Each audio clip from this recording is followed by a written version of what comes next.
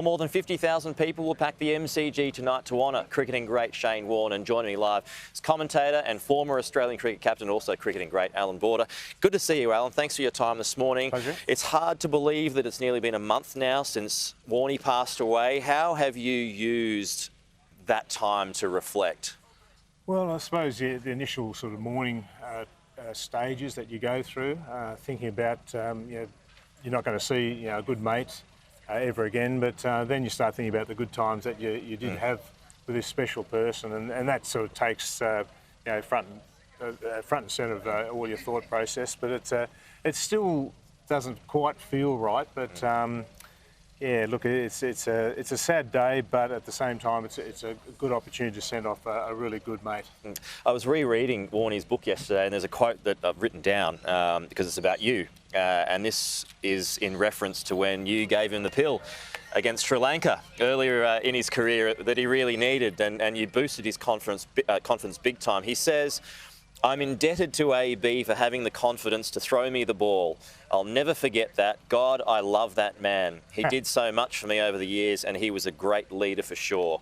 What do you think about that? You were obviously quite close. Well, I suppose I was there when he was, as green as it comes as far as, test match cricket and bowling his leg spinners, and there was something about him that, it caught me. I instantly liked him.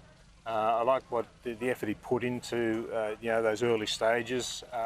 He got knocked around a little bit, and so the figures didn't really show, the potential that he possessed. But I could see something there, and slow but surely, through as much as I could, confidence-wise, trying to sort of bring it out of him. And he was a very quick learner. And I suppose that particular day in Sri Lanka, where we needed to take some wickets towards the end of a Test match, the game was there to be won or lost, just in this moment, and threw Warnie the ball for no particular reason. There was a bit of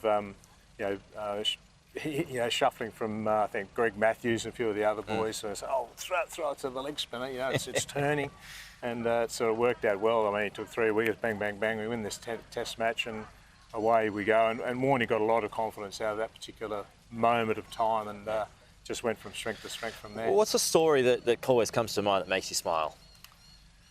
Oh dear, just the whole Warne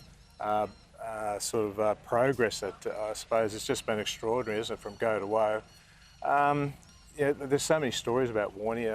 It's hard to think of one. Hard to think. Well, I've got a couple, but they're not fit for breakfast television. Not for breakfast time. But he was just a wonderful character. He was just one of those disarming characters that everyone liked.